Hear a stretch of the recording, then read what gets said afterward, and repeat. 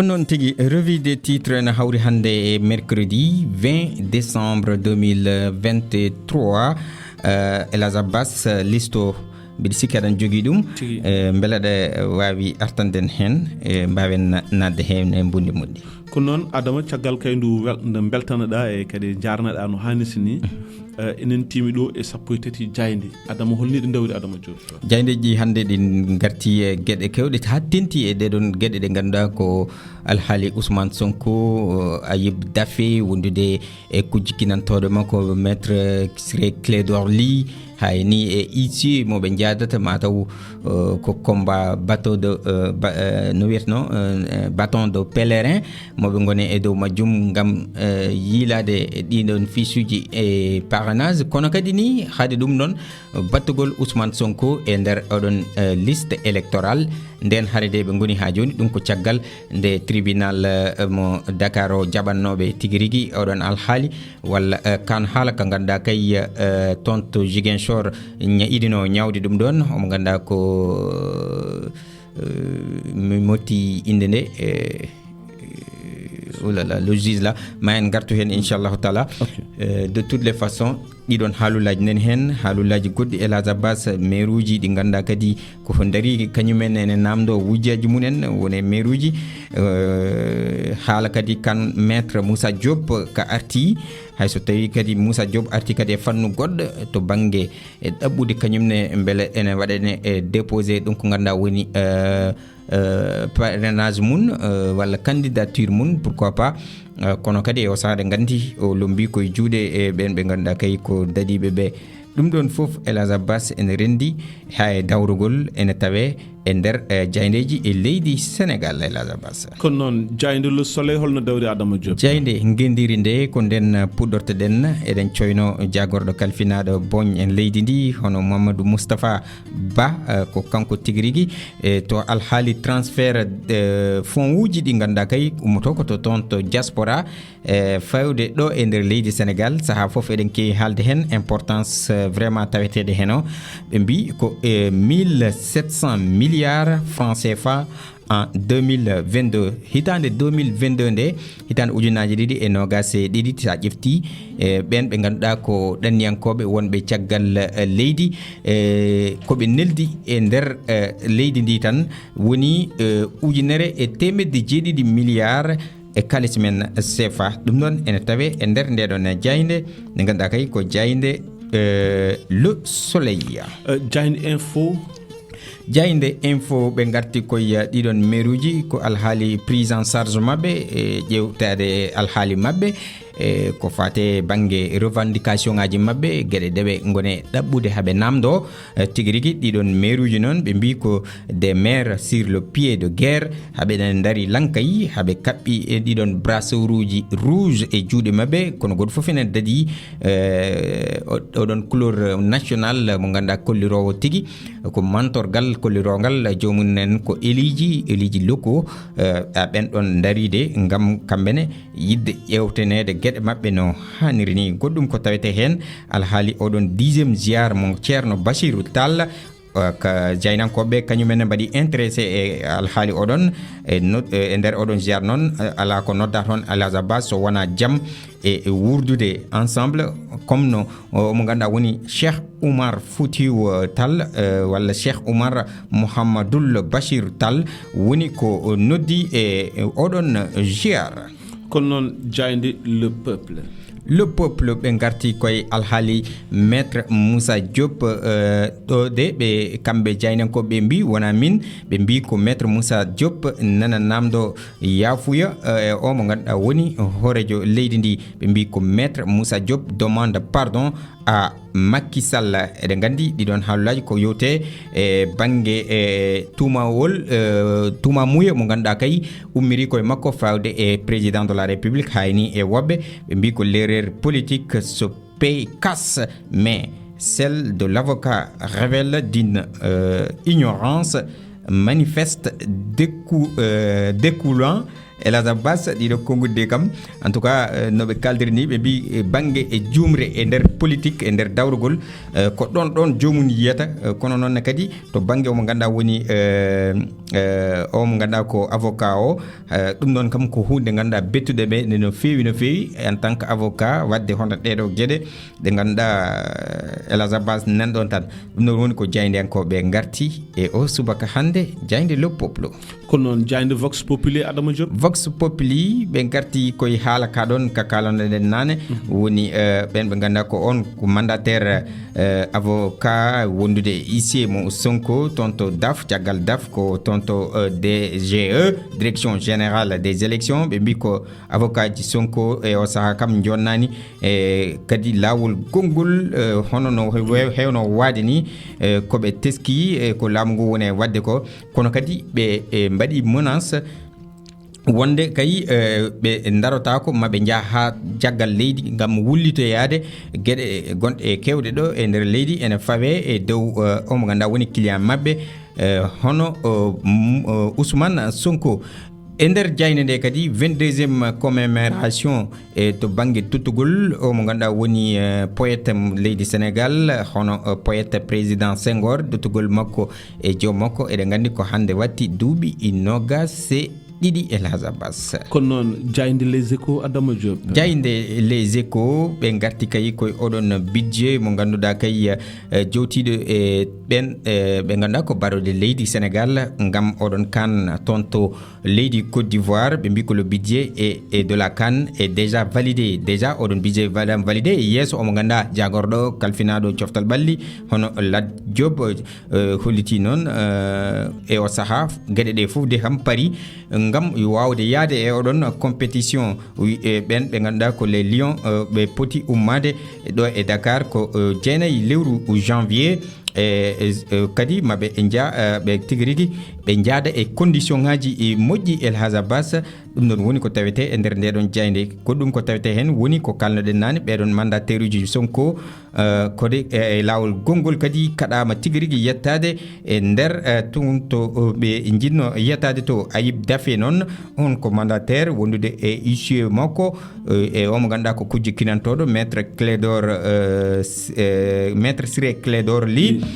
kañumen de kaɗama nadde tonto DGE kono noon jayde enquête Adama Diop jayde enquête ɓe garti koye oɗon debbo dariɗo mo ganduɗa kay ɓe mbi ko Anta Babacar la battante oɗon Anta Babacar noon oɗen gandi koye ɗiɗon sumgoji e oɗon mouvement ARC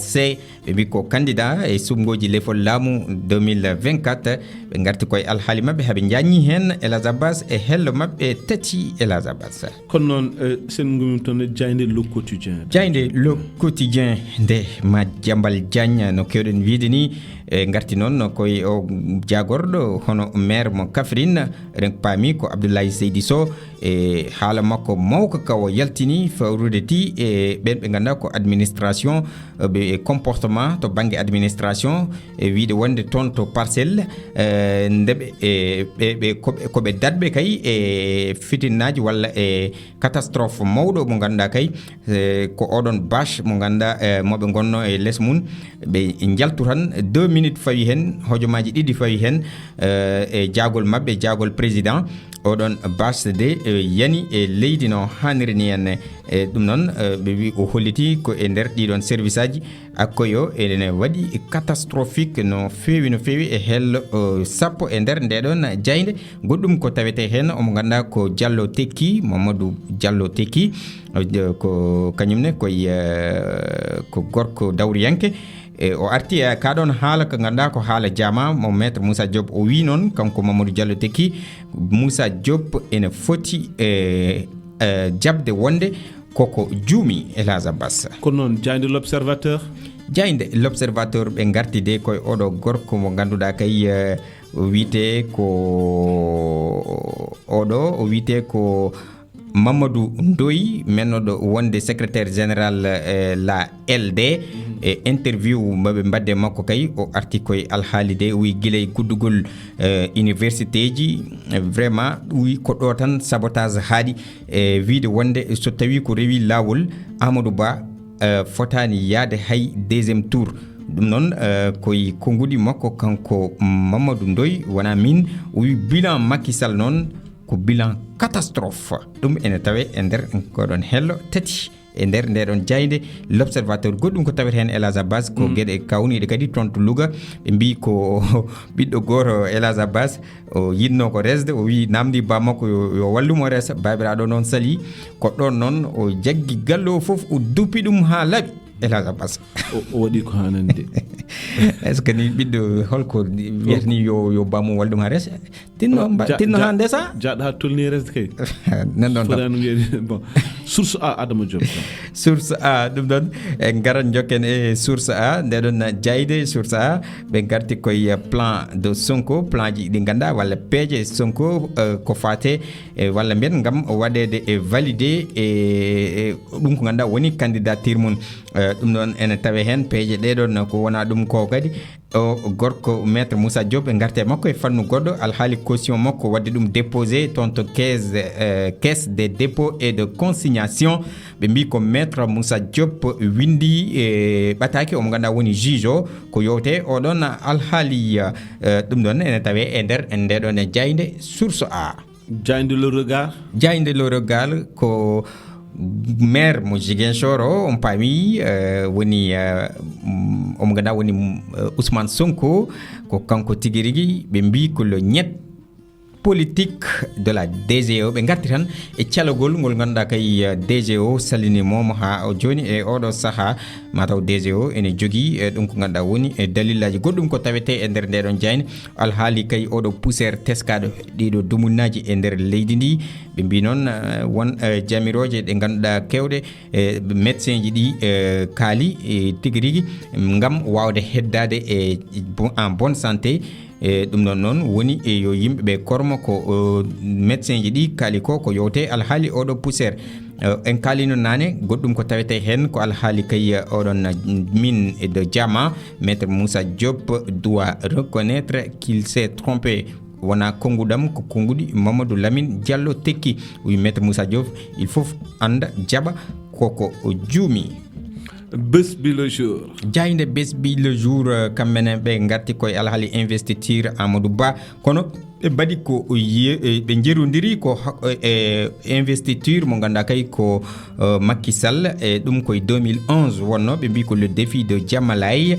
discours mo ganduɗa du 10 décembre 2011 mo Macky Sall les 500 000 emplois à l'épreuve dilem mo candidat mo ganduɗa kay woni Amadou Ba oɗon dilem noon ɓe jiiɗi wi tan ko gueɗe ɗe ganduɗa ene cirti e mo nde o mo ganduɗa woni Macky Sall ɗum ko en 2011 kono noon garen e jayde la libération révélation walla scandale ɓe kewi arde e kala saaha Elhadj Abbas ko alhaali kadi jaggugol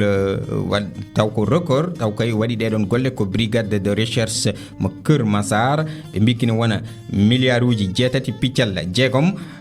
e kalis men CFA ɗum woni ko billeji noir sa nani billeji noir o ɗum kalis faux billet ɗum woni ko waɗa intercepté ɗum ko hakkude tan lewru avril e lewru décembre nduɗon ɗum noon ɓe kolliti ko record de saisie ɗum noon ene teska no fewi e toon to banlieue to Elhadj Abbas kono noon battidirɗen ko jayde stade coftal ɓalli tigi jayde stade coftal ɓalli ɓe garti koye kongude omo ganduɗa woni Lamine Camara en tout cas omo waɗa confié e alhaali oɗon kan ni e kucciyaɗo kan mo ganduɗa ko 2023 no ɓe mbiri ɗum ɗon ɓe mbi ko kanko kongude makko o wi il faut Sénégal kadi ene foti hollude ɗum ko ganduɗa ko kañum woni champion d'Afrique e oɗon kan garo weeɓata donc yoɓe gandu Sénégal yo Sénégal andin ko kañum wonno champion d'Afrique jehen jaaden e taw eɗen cuuti vraiment balaɓe men dow eɗen daara jeese men taw en turahi wonde j'apprends beaucoup de Koulibaly Ghana e Sadio o wi omo janga ko heewi e mo ganduɗa woni Kalidou Koulibaly e Sadio Mané e Idrissa Gana Gueye ɗum noon ene tawe e nder ndeɗon jayde goɗɗum ko tawete hen alhaali Ismail Jacobs ɓe mbi kay ko to wonɗo kanko hay omo heppani no fewi oɗon kan ara premiére kan makko tigiri dans l'histoire. Oui, je suis très content de la jouer omo welti no fewi ngam juide odon kan garo to bange handball non coupe du Sénégal be bi ko be finaluji di non badama jaggama e o saha